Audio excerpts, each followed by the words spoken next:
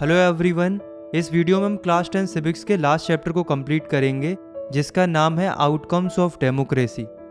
इस चैप्टर में हम कुछ जनरल क्वेश्चंस के ऊपर डिस्कशन करेंगे कि डेमोक्रेसी क्या करती है, मतलब डेमोक्रेसी का काम क्या होता है, साथ में हम डेमोक्रेसी से क्या क्या आउटकम्स एक्सपेक्ट कर सकते हैं और ये भी जानेंगे कि हम जो एक्सपेक्टेशंस रखते हैं डेमोक्रेसी से, क्या डेमोक्रेसी उन्हें रियल लाइफ में भी फुलफिल कर पाती है या नहीं कर पाती। इस तरह के कई सारे क्वेश्चंस का आंसर आज हम इस चैप्टर में जानने वाले हैं। तो चलिए स्टार्ट करते हैं।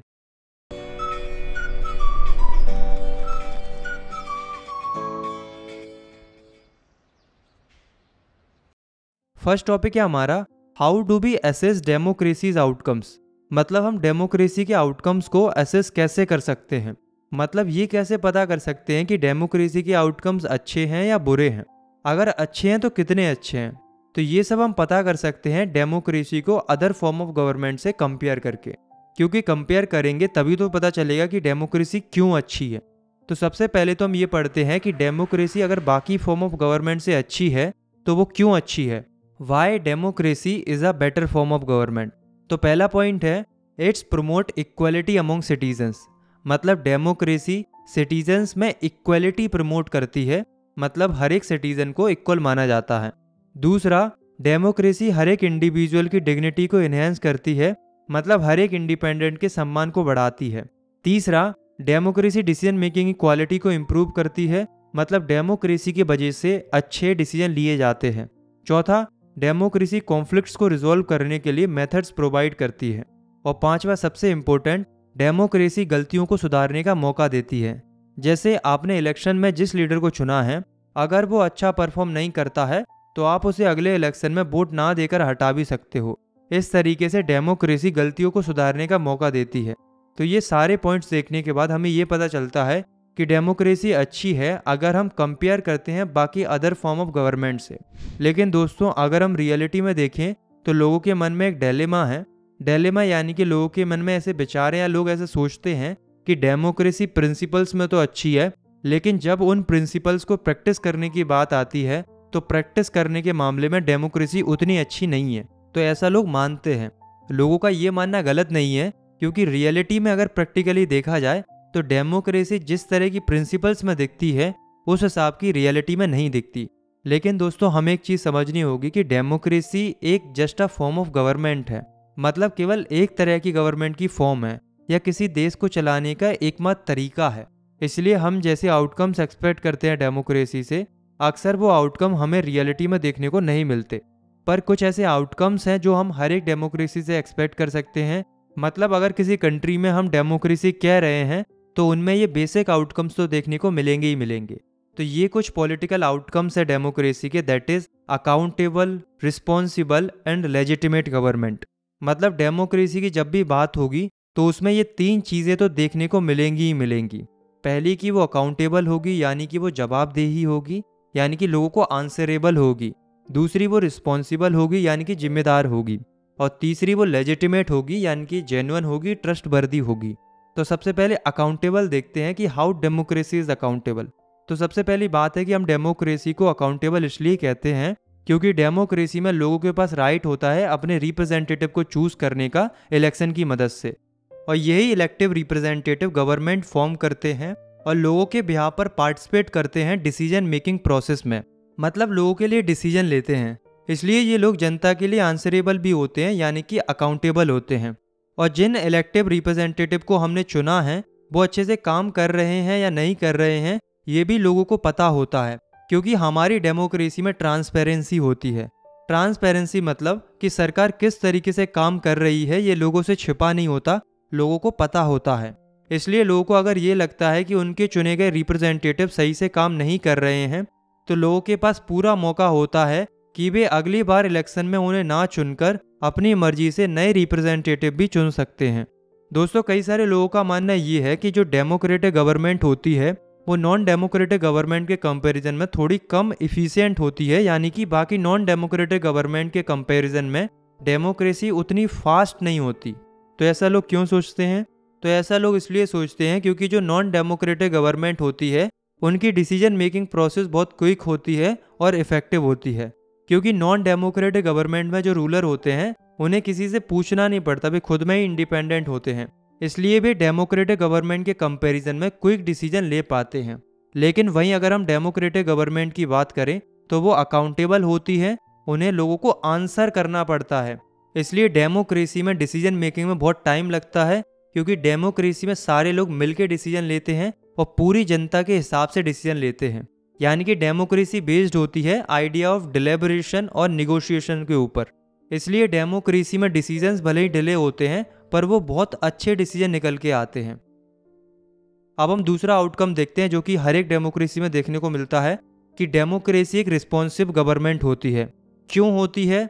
क्योंकि डेमोक्रेटिक गवर्नमेंट हमारी ज़रूरतों और हमारी मांगों के हिसाब से रिस्पॉन्ड करती है, हमारी ज़रूरतों के लिए काम करती है, जैसे कि regular free and fair elections करवाना, ओपन एंड पब्लिक डिबेट होना मेजर पॉलिसीज़ के ऊपर, सिटीजन्स को राइट टू इन्फॉर्मेशन प्रोवाइड कराना, गवर्नमेंट और उसकी फंक्शनिंग की।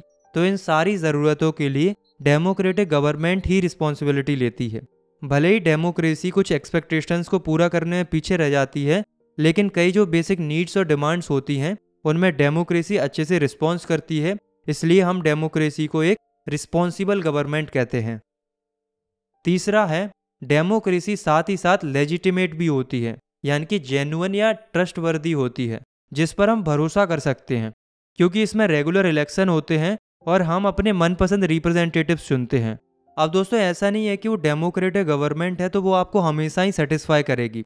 कभी कभी हम डिससेटिस्फाई भी हो सकते हैं, हम उसे धीमा कह सकते हैं, लेस इफिशिएंट कह सकते हैं, पर हमें ये चीज़ समझनी होगी कि डेमोक्रेसी में लोगों को चुना तो हमने ही है, और जब हमने ही चुना है तो हम उसे बेकार कैसे कह सकते हैं। इसलिए डेमोक्रेसी एक लेजिटिमेट फॉर्म ऑफ गवर्नमेंट होती है जिस पर हम भरोसा कर सकते हैं, क्योंकि हमारे द्वारा ही चुने गए लोग उसमें हैं। आए समझ में? तो ये थे बेसिक आउटकम्स जो कि हर एक डेमोक्रेसी में देखने को मिलते हैं। लेकिन अब हम जिन आउटकम्स को पढ़ने जा रहे हैं वो है economical outcome, economic growth and development. मतलब अब हम डेमोक्रेसी के इकोनॉमिकल आउटकम्स देखते हैं, मतलब डेमोक्रेसी की वजह से इकोनॉमिक आउटकम्स क्या निकले। तो अभी फिलहाल आउटकम से पहले हम ये जानते हैं कि हम डेमोक्रेसी से एक्सपेक्ट क्या करते हैं।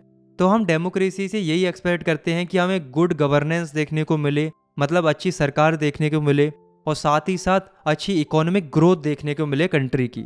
तो ये हम एक्सपेक्ट करते हैं डेमोक्रेसी से। तो ये बात हुई एक्सपेक्टेशंस की। पर क्या लगता है आपको कि जैसा हम चाहते हैं वैसा रियलिटी में होता भी है? नहीं होता। अगर हम रियलिटी की बात करें तो इकोनॉमिक ग्रोथ के मामले में डेमोक्रेसी ने उतने अच्छे आउटकम्स प्रोड्यूस नहीं किए हैं। अगर हम 1950 से 2000 का डाटा देखें तो जो डिक्टेटरशिप वाली कंट्रीज होती हैं उनमें इकोनॉमिक ग्रोथ ज़्यादा पाई गई है डेमोक्रेसी के कंपैरिजन में। अब आप लोग ये मत समझने लगना कि इकोनॉमिक ग्रोथ अगर डेमोक्रेसी की कम है डिक्टेटरशिप से तो डेमोक्रेसी को छोड़ देते हैं और डिक्टेटरशिप को पकड़ लेते हैं। तो यहाँ पर आपको ये समझना होगा कि ये जो इकोनॉमिक ग्रोथ है वो केवल डेमोक्रेसी से नहीं होती, बल्कि कुछ मेजर फैक्टर्स भी होते हैं जिनसे एक्चुअल में इकोनॉमिक ग्रोथ पर असर पड़ता है। जैसे कि उस कंट्री की पॉपुलेशन कैसी है, ग्लोबल कंडीशंस कैसी हैं, इंटरनेशनल कॉरपोरेशन कैसा है, नेशनल प्रायोरिटीज़ कैसी हैं। इन सब से इकोनॉमिक ग्रोथ पर ज़्यादा असर पड़ता है। तो ये कहना गलत होगा कि इकोनॉमिक ग्रोथ अगर कम है तो वो केवल डेमोक्रेसी की वजह से है। और दूसरी बात ये है कि अगर हम लेस डेवलप्ड कंट्रीज़ के इकोनॉमिकल डेवलपमेंट को सही से एनालाइज करेंगे तो ये देखने को मिलेगा कि डिक्टेटरशिप वाली कंट्रीज़ और डेमोक्रेसी वाली कंट्रीज़ के इकोनॉमिक डेवलपमेंट में बहुत ज़्यादा डिफरेंस नहीं है, नेग्लिजिबल डिफरेंस है। मतलब दोनों के इकोनॉमिक डेवलपमेंट में ज़्यादा अंतर नहीं है। डेमोक्रेसी मामूली सी पीछे है और मात्र इतने से ज़्यादा फर्क नहीं पड़ता, और ना ही इतने के चक्कर में हम डेमोक्रेसी की बाकी कई सारे अच्छे आउटकम्स को नहीं भूल सकते। इसलिए अच्छा है कि हम डेमोक्रेसी को प्रेफर करें, क्योंकि डेमोक्रेसी के कई अदर पॉजिटिव आउटकम्स भी हैं। नेक्स्ट टॉपिक है reduction of inequality and poverty. इस टॉपिक में हम ये जानेंगे कि इनइक्वालिटी और पॉवर्टी को ख़त्म करने के मामले में डेमोक्रेसी ने क्या आउटकम निकाले। तो देखो, डेमोक्रेसी से हम क्या एक्सपेक्ट करते हैं कि डेमोक्रेसी अगर इक्वालिटी की बात करती है तो डेमोक्रेसी इकोनॉमिकल इनइक्वालिटी को भी रिड्यूस करेगी। मतलब कोई गरीब अमीर नहीं रहेगा, सब बराबर रहेंगे, क्योंकि डेमोक्रेसी तो इक्वालिटी की बात करती है ना। पर देखो, डेमोक्रेसी इक्वालिटी की बात तो करती है पर वो पॉलिटिकल इक्वालिटी की बात करती है, ना कि इकोनॉमिक इक्वालिटी की। मतलब वो पॉलिटिकल इक्वालिटी तो दिलाती है, जैसे कि सबको बराबर नज़र से देखा जाएगा, हर एक वोट की इक्वल वैल्यू होगी, चाहे वो गरीब हो या अमीर हो। तो इस तरीके से पॉलिटिकल इक्वलिटी तो डेमोक्रेसी देती है, लेकिन वहीं अगर इकोनॉमिक इक्वलिटी की बात की जाती है तो ये ज़रूरी नहीं कि डेमोक्रेसी में सबको इकोनॉमिकल इक्वलिटी मिले, सबके पास बराबर पैसा। आप खुद ही सोचो कि सबके पास बराबर पैसा कैसे होगा? जो मेहनत करेगा वो ज़्यादा ले जाएगा। तो इकोनॉमिक इक्वलिटी के लिए डेमोक्रेसी बेस्ड नहीं है, लेकिन पॉलिटिकल इक्वलिटी ज़रूर मिलती है।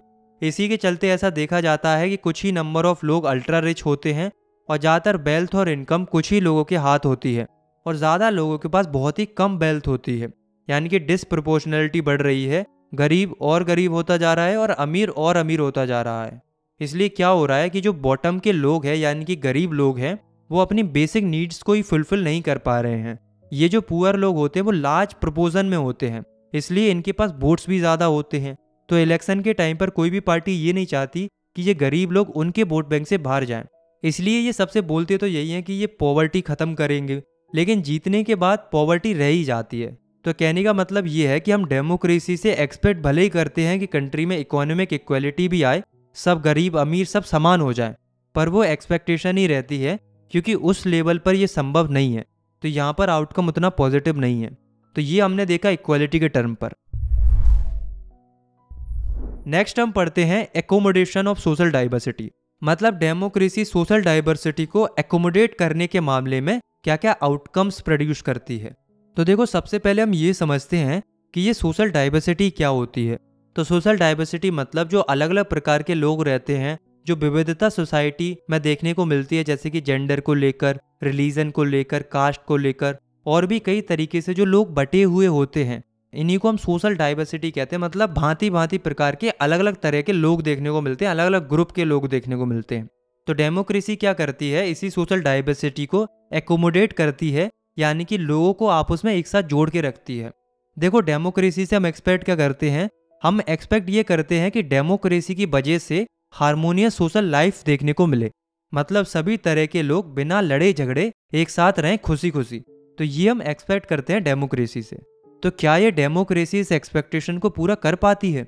वेल, ये जो सोशल डिफरेंसेस होते हैं, डेमोक्रेसी उन्हें रिड्यूस तो नहीं कर सकती, लेकिन केवल डेमोक्रेसी की वजह से हम उन्हें एकोमोडेट कर सकते हैं।